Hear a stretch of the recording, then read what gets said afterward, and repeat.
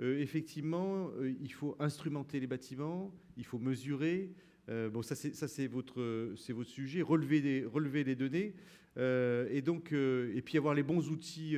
Là, tout à l'heure, Yannick en a parlé, effectivement, les bons outils en termes de diagnostic, parce qu'on voit si j'ai bien retenu Yannick, on voit les impacts que ça peut avoir en termes de budget, hein, sur quelque chose qu'on aurait loupé. Et donc ça va être votre propos. Hein. Oui, merci Xavier. Bon, t'as bien fait de ne pas me donner la parole trop vite, tu sais que je suis bavard, donc merci en tout cas, passionnant débat. Et ce que j'ai remarqué, c'est qu'effectivement, on couvre vraiment un scope de sujets très très large, financement, réglementation, maîtrise d'œuvre, maîtrise d'ouvrage, etc.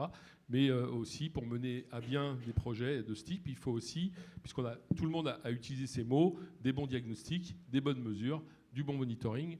Et donc ça, c'est un petit peu les pelles et les pioches de ce marché. Hein. Et donc moi, je vais tenter de représenter les pelles et les pioches. Alors, moi, je suis Jean-Michel Catrin et j'ai créé donc, une société qui s'appelle Testoon en 2007. Et depuis 2007, on s'est vraiment spécialisé dans tout l'équipement des professionnels qui doivent tester, mesurer, contrôler, diagnostiquer, monitorer. Donc voilà, dès qu'il y a une notion de mesure, voire de métrologie, hein, puisqu'on en a parlé hier, et donc il y a des appareils, mais il y a également du service, il y a de la métrologie.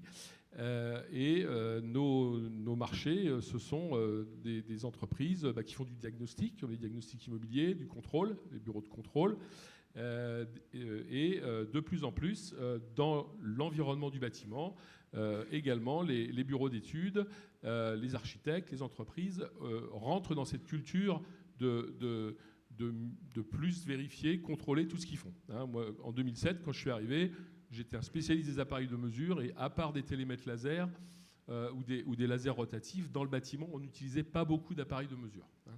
Et depuis, il y a eu énormément de choses qui sont arrivées, et notamment des réglementations qui sont là pour essayer de mieux comprendre, de mieux améliorer le bâtiment, notamment avec des contraintes réglementaires, et qui font qu'on doit mesurer des tas de paramètres qui sont liés à la sécurité, déjà pendant les chantiers et puis ensuite lorsqu'on occupe ces bâtiments, à la santé des occupants, au confort et évidemment depuis de nombreuses années maintenant, l'efficacité énergétique. Hein, et ceci dans tous les lieux de vie et les lieux de travail, hein, là partout où nous vivons.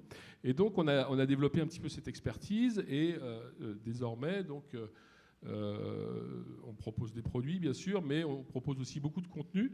Et on a une offre donc déjà qui est complètement adaptée à toutes les entreprises qui font des audits énergétiques. Alors, il y a tout le diagnostic immobilier là, qui est une partie importante. Et quand on parle de diagnostic plomb, diagnostic amiante, on équipe les gens qui ont ces spécialités-là.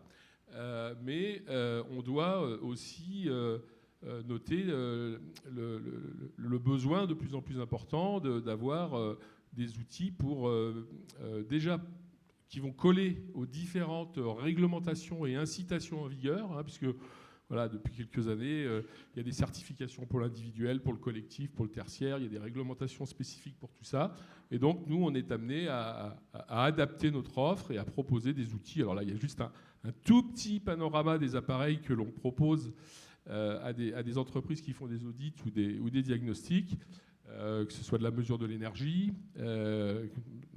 Pour l'industrie, il y a des outils très sophistiqués pour auditer la façon dont sont réparties l'énergie dans les entreprises, pour pouvoir optimiser. On parle aussi de qualité de l'énergie électrique, hein, dans les grandes entreprises. On s'aperçoit parfois que juste par des recablages électriques, on va pouvoir énormément améliorer l'efficacité énergétique. Donc ça fait partie des choses qu'on va pouvoir faire en diagnostic, mais également ensuite en amélioration continue. Et puis, lorsqu'on est sur des systèmes de type ventilation, analyse du bâti, on a toutes sortes de solutions. Il y a tout le mesurage aussi. Le mesurage, ça part de la prise de plan, puisque tous les bureaux d'études doivent faire des plans. On parle également donc, de bien comprendre d'où on part. Hein, et donc, de plus en plus, le plan, ça devient de la captation de la réalité, hein, c'est-à-dire du scan. On a des outils aujourd'hui qui sont sophistiqués technologiquement, mais de plus en plus accessibles au niveau tarifaire, mais également au niveau de la façon dont on les utilise pour faire des modèles 3D des bâtiments que l'on va devoir étudier.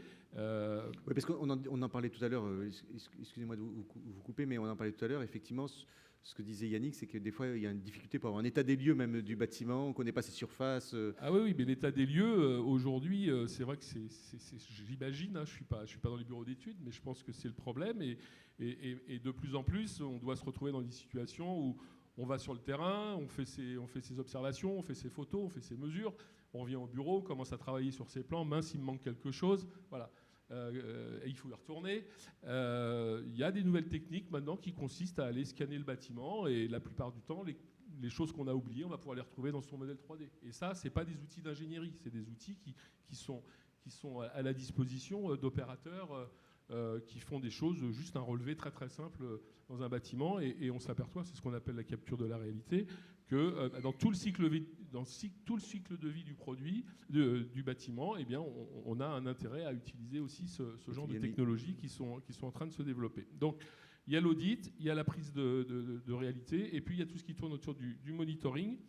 Donc le monitoring, alors oui, bon, ça c'est juste juste pour indiquer à nos auditeurs qu'on a plein d'outils pour vous aider à choisir en fonction justement du type de bâtiment, du type d'audit et du type de situation dans lequel on est. Il suffit d'aller sur notre site et de taper quelques mots-clés ou de nous appeler. Et puis, l'autre aspect, c'est évidemment tout ce qui tourne autour de la supervision, la notion de capteur. Alors, on a parlé effectivement des remontées de consommation énergétique. Alors maintenant, on a toutes sortes de remontées avec des compteurs communicants, etc. Là, moi, je crois que c'est maintenant rentré dans les mœurs. Mais comme tout le monde l'a dit aussi, on veut pouvoir monitorer d'autres paramètres, des paramètres de qualité d'air, des paramètres d'usage, des paramètres de confort. Et effectivement, notamment par exemple dans les écoles, voir à distance qu'est-ce qui s'y passe vraiment pour pouvoir améliorer au niveau du fonctionnement du bâtiment. On peut être amené à donc instrumenter le bâtiment. L'instrumentation du bâtiment, il y a 10 ans, quand j'ai instrumenté mon premier bâtiment, c'était pour faire un objectif d'un immeuble résidentiel en rénovation avec un objectif maison passive avec des subventions ADEME. C'était une mise en place complexe. Il fallait mettre des capteurs qui étaient chers, avec des protocoles de communication compliqués. Il fallait avoir des passerelles, des abonnements opérateurs. Il fallait développer des logiciels, développer des interfaces. Les plateformes de monitoring n'existaient pas, etc. Et donc, c'était des choses compliquées. Et maintenant, on a par exemple un fournisseur là, maintenant, qui nous propose des capteurs. On les achète. On met une pile, on appuie sur un bouton, quel que soit où on est dans le monde, les données remontent sur le cloud, on n'a pas à se poser de questions sur des histoires de protocoles, de 4G, de Sigfox, de LoRa, enfin tous les trucs dont on nous abreuve quand on parle de capteurs connectés. Ça remonte directement sur une plateforme, on a des données, l'utilisateur va pouvoir afficher ces données, les traiter, faire des calculs avec, les représenter de façon simplifiée pour ses clients, les stocker bien sûr, et puis s'il a son propre système de collecte de données multiparamètres, et bien à ce moment-là, il va pouvoir se connecter avec des API assez simples pour pouvoir créer son environnement. Donc ce que j'essaye de dire là, c'est que c'est vrai que toutes ces plateformes on a l'impression que c'est complexe à mettre en œuvre, c'est un peu l'apanage des grosses entreprises qui travaillent depuis 20 ans sur la supervision de leurs opérations pour eux-mêmes ou pour leurs clients. Mais maintenant, ça se démocratise petit à petit, puisque avec des choses très simples, ce capteur, il doit coûter 250 € et on n'a pas besoin d'abonnement, et pendant 10 ans, on reçoit ces données sur un cloud. Donc voilà, les choses sont en train de bouger pour rendre aussi accessible le monitoring à différents types d'acteurs. Voilà.